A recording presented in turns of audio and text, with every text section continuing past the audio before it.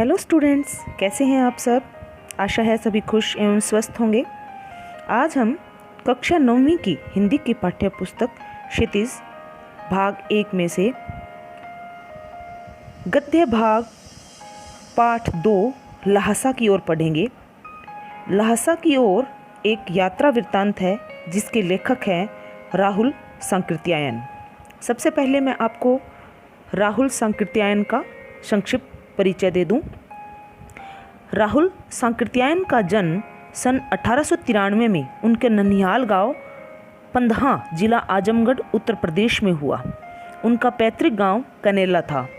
उनका मूल नाम केदार पांडे था, अर्थात उनका जन्म का नाम केदार पांडे था। उनकी शिक्षा काशी, आगरा और लाहौर में हुई। सन 1930 में उन्होंने श्रीलंका जाकर बौद्ध धर्म ग्रहण कर लिया। तब से उनका नाम राहुल सांकृत्यायन हो गया, अर्थात उन्होंने अपना मूल नाम केदार पांडे से अपना बौद्ध धर्म का नाम राहुल सांकृत्यायन रख लिया था। राहुल जी पाली, प्राकृत, अपभ्रंश, तिब्बती, चीनी, जापानी, रूसी सहित अनेक भाषाओं के जानकार थे। उन्हें महापंडित कहा जाता था। सन 1963 में उनका देहांत हो गया। राहुल सांकृत्यायन ने उपन्यास, कहानी, आत्मकथा, यात्रावृत्त, जीवनी, आलोचना, शोध आदि अनेक विद्याओं में साहित्य सृजन किया। इतना ही नहीं, उन्होंने अनेक ग्रंथों का हिंदी में अनुवाद भी किया। मेरी जीवन यात्रा ये 6 भागों में संकलित है।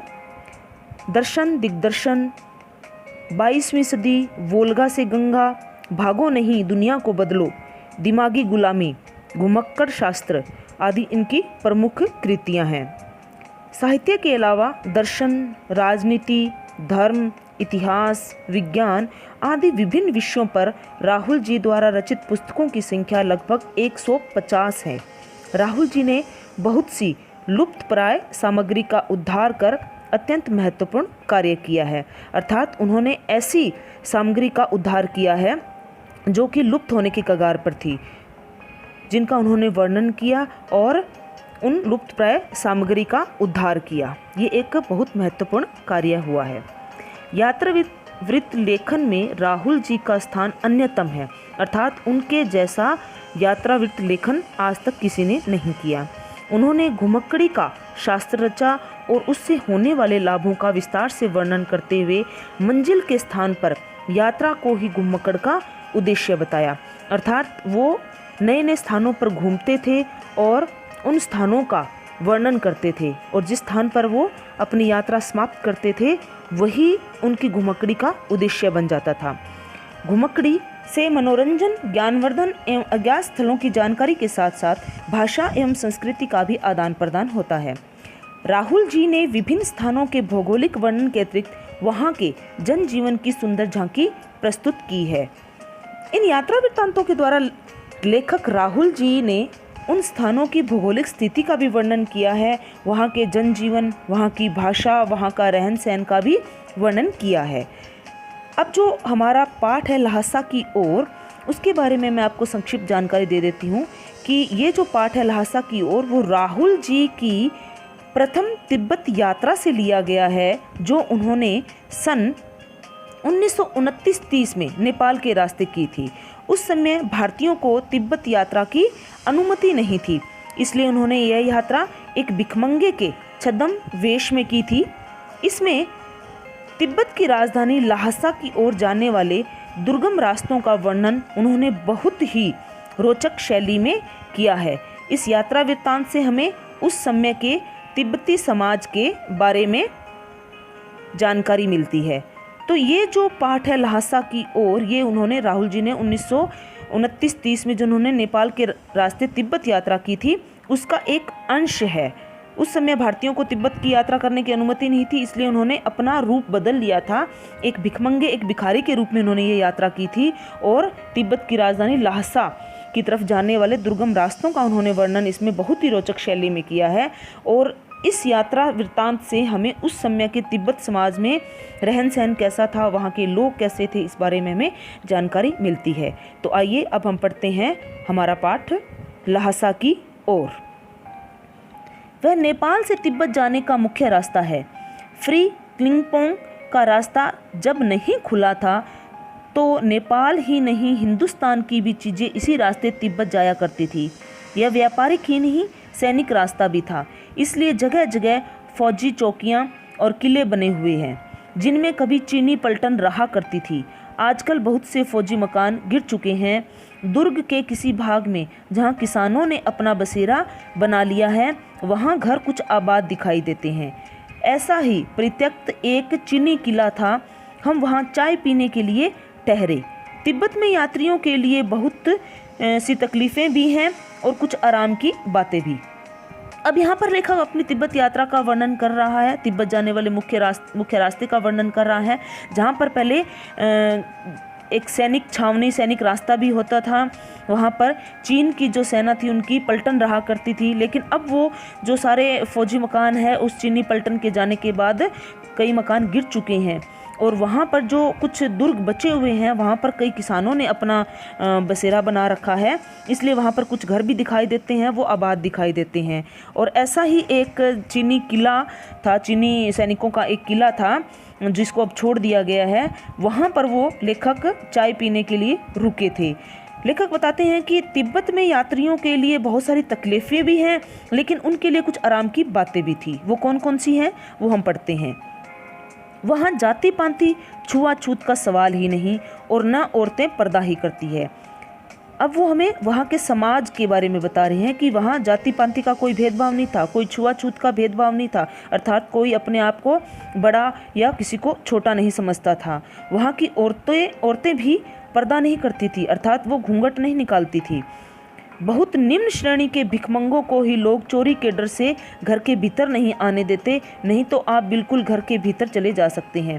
अर्थात वहाँ भिखारियों को भी, जो बहुत ज़्यादा निम्न श्रेणी के होते थे, उन्हें अंदर नहीं जाने दिया जाता था, वरना कोई भी भिखमंगा भी घर के अंदर तक जा सकता था। चाहे आप बिल्कुल अपरिचित हो तब भी घर की बहू या सासू को अपनी झोली में से चाय दे सकते हैं, यह आपके लिए उसे पका देगी। अर्थात किसी भी घर में जाकर वहाँ घर की बहू या सास को आप अपने झोली में से निकालकर चाय पत्ती दे सकते हैं और वो उसे आपके लिए चाय बनाकर दे देगी। मक्खन और सोडा नमक दे दीजिए। वह चाय चोंगी में कूटकर उसे दूध वाली चाय के रंग की बना के मिट्टी के टोंटीदार बर्तन या जिसे खोटी कहते हैं उसमें रखकर आपको दे देगी। चाय में डालने के लिए मक्खन, सोडा, नमक भी यदि आप दोगे तो उसे कूटकर वो दूध वाली चाय के जैसी बना देगी और एक टोंटीदार बर्तन जिसको वहाँ पर खोटी कहते हैं उसमें आपको चाय डालकर वो दे देगी। यदि बैठक की जगह चूल्हे से दूर है तो आपको डर है कि सारा मक्खन आपकी चाय में नहीं पड़ेगा तो आप खुद जाकर चोंगी में चाय मथ कर ला सकते हैं। चाय का रंग तैयार हो जाने पर फिर नमक मक्खन डालने की ज़रूरत होती है। यदि आपको लगता है कि आपका दिया हुआ मक्खन है वो सारा आपकी चाय में नहीं जाएगा तो आप चूल्हे तक जाकर अपनी चाय है वो बना सकते हैं।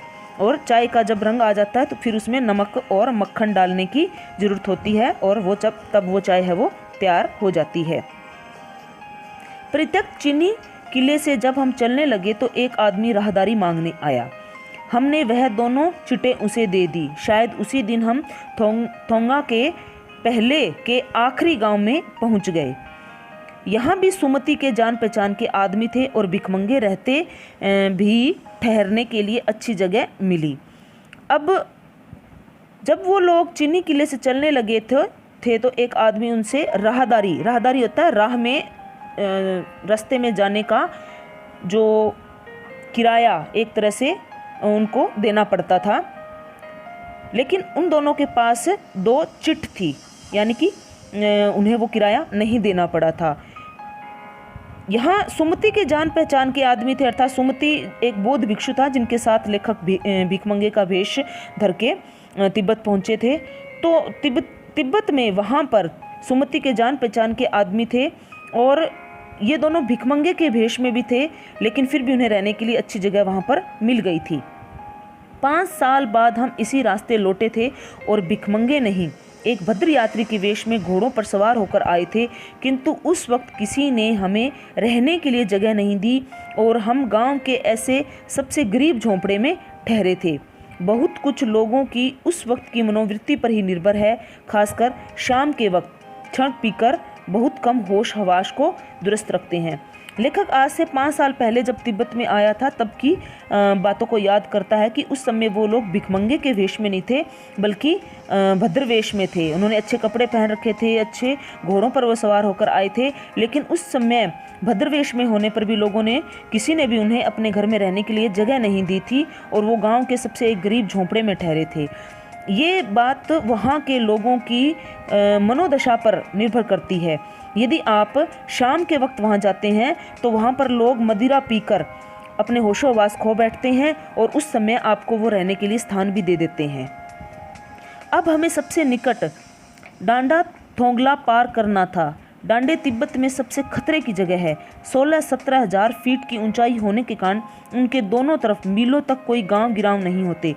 नदियों के मोड़ और पहाड़ों के कोनों के कारण बहुत दूर तक आदमी को देखा नहीं जा सकता। डाकुओं के लिए यही सबसे अच्छी जगह है। तिब्बत में गांव में आकर खून हो जाए तब तो खूनी को सजा भी मिल सकती है, लेकिन इन निर्जन स्थानों में मरे हुए आदमियों के लिए कोई परवाह नहीं करता। अब लेखक उन स्थानों का वर्णन कर रहा है जो निर्जन है और वहाँ पर यदि कोई किसी का खून भी कर देता है, किसी की हत्या भी कर देता है, तो उनको कोई कुछ भी नहीं कह सकता, उनको कानून भी सज़ा नहीं दे सकता। वो डाकुओं के लिए बहुत अच्छी जगह थी, क्योंकि डाकू वहाँ पर छिपे रहते थे और आने जाने वालों को आराम से वो लूट सकते थे। यदि तिब्बत के किसी गांव में यदि किसी का खून या हत्या हो जाए तब तो खूनी को सज़ा भी मिल सकती है, लेकिन इन निर्जन स्थानों में यदि कोई भी किसी को मार दे तो कानून भी कुछ नहीं कर सकता। सरकार खुफिया विभाग और पुलिस पर उतना खर्च नहीं करती और वहाँ गवाह भी तो कोई नहीं मिल सकता। डकैत पहले आदमी को मार डालते हैं, उसके बाद देखते हैं कि कुछ पैसा है कि नहीं। अब इन निर्जन स्थानों पर यदि डाकू लोगों को लूट रहे हैं, यदि लूट कर पहले उनको लूट लें और फिर उनको मारते हैं, क्योंकि खुफिया विभाग और पुलिस पर वहाँ की सरकार ज़्यादा खर्च नहीं करती, अर्थात उनको ज़्यादा महत्व नहीं देती। हथियार का कानून न रहने के कारण यहाँ लाठी की जगह लाठी की तरह लोग पिस्तौल बंदूक लिए फिरते हैं, अर्थात वहाँ पर तिब्बत में हथियार का कोई कानून नहीं है। वहाँ पर लोग जैसे हाथ में लाठी लेकर घूमते हैं उसी तरह से पिस्तौल और बंदूक लिए घूमते हैं। डाकू यदि जान से न मारे तो खुद उसे अपने प्राणों का खतरा है।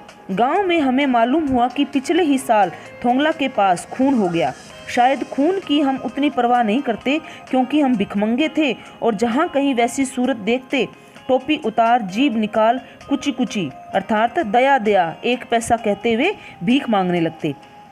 अब लेखक बताता है कि जहाँ पर उन्हें लगता कि वहाँ उन्हें कोई खतरा है, कोई ऐसे उन्हें लगता कि कोई डाकू जैसी सूरत वाला कोई व्यक्ति उन्हें मिल जाता है, तो वे अपने जो भिखमंगे के भेष में टोपी उतारकर जीभ निकालते और कुची कुची 1 पैसा कहते हुए भीख मांगते, अर्थात हम पे दया करो, हमें 1 पैसा भीख दे दो। तो ऐसे भिखमंगों को डाकू भी नहीं मारते क्योंकि उनके पास कुछ लूटने के लिए पैसा वगैरह तो कुछ होता नहीं, इसलिए डाकू भी उन्हें नहीं मारते। तो अपनी जान बचाने के लिए लेखक भिखमंगे के वेश में थे और डाकू जैसी सूरत वाले लोगों को देखकर टोपी उतारकर वो भीख मांगने लग जाते थे। लेकिन पहाड़ की ऊंची चढ़ाई थी, पीठ पर सामान लादकर कैसे चलते, और अगला पड़ाव 16-17 मील से कम नहीं था। मैंने सुमति से कहा, यहाँ से लंकोर तक के लिए 2 घोड़े कर लो, सामान भी रख लेंगे और चढ़े चलेंगे। अब उनका अगला पड़ाव 16-17 मील की दूरी पर था, इसलिए लेखक ने अपने साथ जो बौद्ध भिक्षु थे सुमति, उनसे कहा कि यहाँ से लंकोर जाने के लिए हम 2 घोड़े किराए पे कर लेते हैं, उस पर सामान भी रख लेंगे और हम खुद भी चढ़कर चल पड़ेंगे। दूसरे दिन हम घोड़ों पर सवार होकर ऊपर की ओर चले। डांडे से पहले एक जगह चाय पी और दोपहर के वक्त डांडे के ऊपर जा पहुंचे। हम समुद्र तल से 17-18 हजार फीट ऊंचे खड़े थे। हमारी दक्षिण तरफ पूरब से पश्चिम की ओर हिमालय के हजारों श्वेत शिखर चले गए थे। भीटे की ओर दिखने वाले पहाड़ बिल्कुल नंगे थे, न वहाँ बर्फ की सफ़ेदी थी न किसी तरह की हरियाली। उत्तर की तरफ बहुत कम बर्फ वाली चोटियाँ दिखाई पड़ती थी। सर्वोच्च स्थान पर डांडे के देवता का स्थान था, जो पत्थरों के ढेर, जानवरों के सींगों और रंग बिरंगे कपड़े की झंडियों से सजाया गया था। अब हमें बराबर उतराई पर चलना था। चढ़ाई तो कुछ दूर थोड़ी मुश्किल थी, लेकिन उतराई बिल्कुल नहीं। शायद 2-1 और सवार साथी हमारे साथ चल रहे थे। मेरा घोड़ा कुछ धीमे चलने लगा। मैंने समझा कि चढ़ाई की थकावट के कारण ऐसा कर रहा है और उसे मारना नहीं चाहता था। अब लेखक अपने रास्ते का वर्णन कर रहा है कि वो समुद्र तल से 17-18 हजार फीट की ऊंचाई पर थे और उनके आसपास कैसे पर्वत शिखर थे, कैसी हरियाली थी, किन चोटियों पर बर्फ़ दिखाई दे रही थी, किन पर दिखाई नहीं दे रही थी, कहाँ पर उन्हें डांडे के जो देवता का मंदिर भी दिखाई दिया था, जो कि पत्थरों से, जानवरों के सींगों, रंग बिरंगे कपड़ों की झंडियों से सजाया हुआ था। अब चढ़ाई के बाद वो उतराई पर चल रहे थे, लेकिन लेखक का घोड़ा कुछ धीरे धीरे चल रहा था। लेखक ने सोचा कि चढ़ाई की थकान के कारण ऐसा हो रहा है, परंतु लेखक उसे मारना भी नहीं चाहता था। धीरे धीरे वह बहुत पिछड़ गया और मैं दोनों कस्तों की ओर अपने घोड़े पर झूमता हुआ चला जा रहा था। जान नहीं पड़ता था कि घोड़ा आगे जा रहा है या पीछे। जब मैं जोर देने लगता तो वह और सुस्त पड़ जाता। एक जगह 2 रास्ते फूट रहे थे। मैं बाएं का रास्ता ले 1.5 मील चला गया। आगे एक घर में पूछने से पता चला कि लंकोर का रास्ता दाहिने वाला था। फिर लौटकर उसी को पकड़ा। 4-5 बजे के करीब मैं गांव से मील भर पर था तो सुमति इंतजार करते हुए मिले। अब लेखक का घोड़ा सुस्त था और एक दोराहे पर उन्होंने गलत रास्ता पकड़ लिया, जिससे कि वो अपने गंतव्य तक पहुंचने में बहुत ज़्यादा देरी उन्हें हो गई थी। जब वो अपने गंतव्य पर पहुंचने वाले थे, जिस गांव में उन्हें जाना था, वहां से मील भर पहले सुमति उनका इंतजार करते हुए वहां पर नजर आए। मंगोलों का मुंह वैसे ही लाल होता है और अब तो वह पूरे गुस्से में थे। उन्होंने कहा, मैंने 2 टोकरी कंडे फूंक डाले, 3-3 बार चाय को गर्म किया। मैंने बहुत नरमी से जवाब दिया, लेकिन मेरा कसूर नहीं है मित्र। देख नहीं रहे हो कैसा घोड़ा मुझे मिला है? मैं तो रात तक पहुंचने की उम्मीद रखता था। अब सुमति मंगोल थे, उनका मुंह तो वैसे भी लाल होता है, लेकिन अब गुस्से के मारे भी वो लाल हो रहे थे। उन्होंने लेखक के इंतज़ार में 2 टोकरी कंडे हैं वो जला डाले थे। 3-3 बार उन्होंने चाय को भी गर्म कर लिया था, लेकिन लेखक नहीं पहुंचे थे। तब लेखक उनको सफाई देते हुए कहते हैं कि मेरा कसूर नहीं है, मेरा घोड़ा सुस्त था, इसकी वजह से मुझे देर होगी। मैं तो सोच रहा था कि रात तक पहुंचूंगा, लेकिन मैं थोड़ा जल्दी ही पहुंच गया। खैर, सुमति को जितनी जल्दी गुस्सा आता था उतनी ही जल्दी वह ठंडा भी हो जाता था।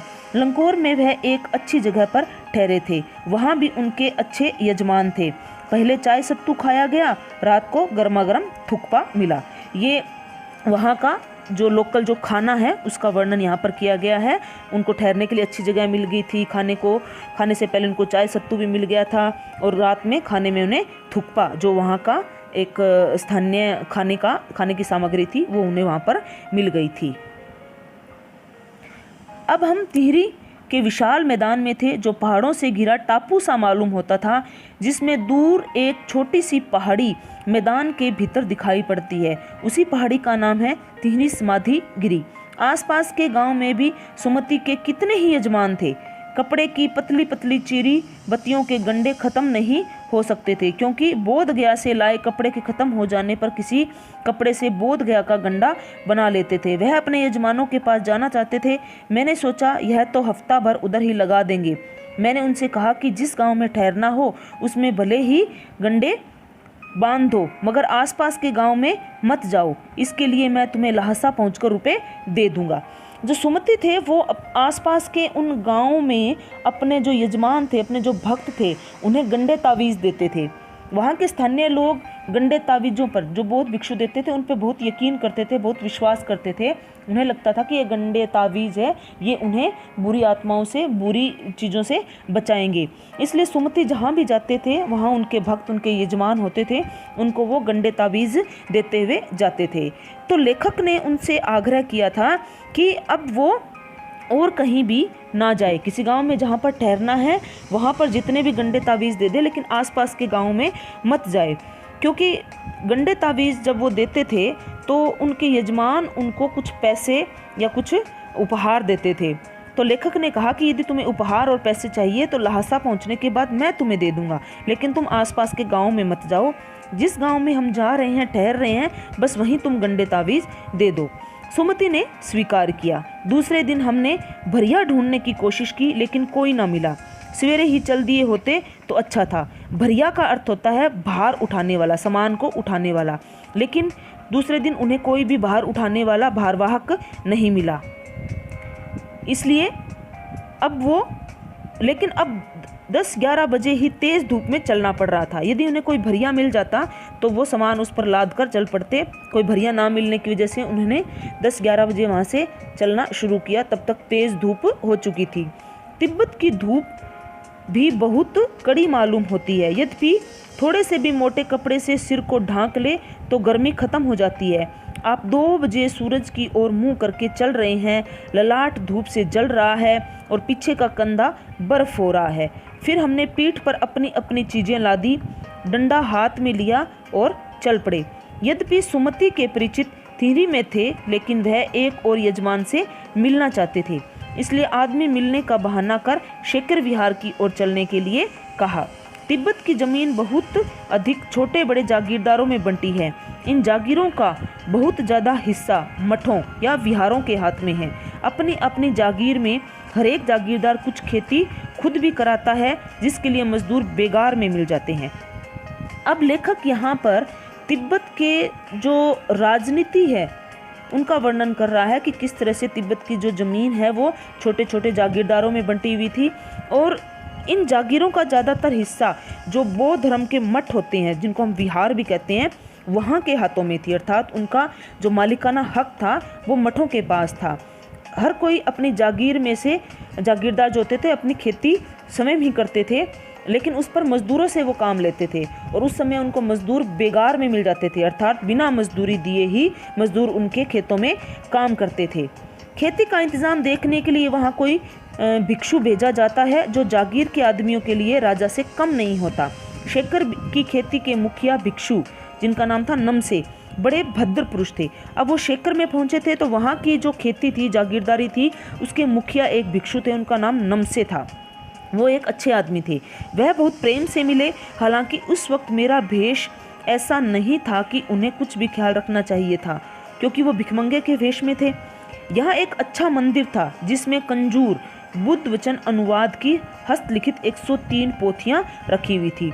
अब लेखक को वहाँ पर एक मंदिर मिल गया था जिसमें कंजूर क्या होता है, जिसमें महात्मा बुद्ध द्वारा कहे गए जो वचन है उनका अनुवाद की हुई, हाथों से लिखी हुई 103 पोथियाँ रखी हुई थी।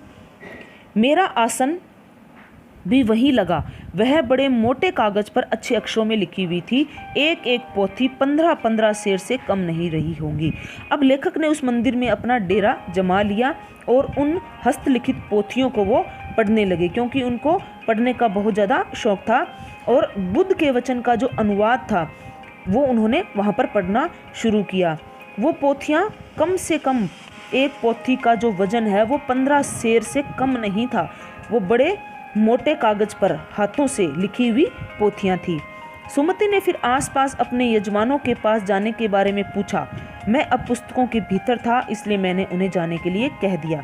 यहाँ आकर सुमति ने भी उनके आसपास के जो गांव हैं उनमें उनके यजमान रहते थे, वहाँ जाने के लिए उन्होंने जब लेखक से पूछा तो अब लेखक ने उनको फटाफट जाने के लिए हाँ भर दी, क्योंकि लेखक अब पुस्तकों के भीतर था। अर्थात वो पुस्तकें पढ़ने में अब बिल्कुल रम चुके थे। उन्हें उन पोथियों को पढ़ने में बहुत आनंद की प्राप्ति हो रही थी। इसलिए उन्होंने सुमति को अब उनके यजमानों के पास जाने से नहीं रोका।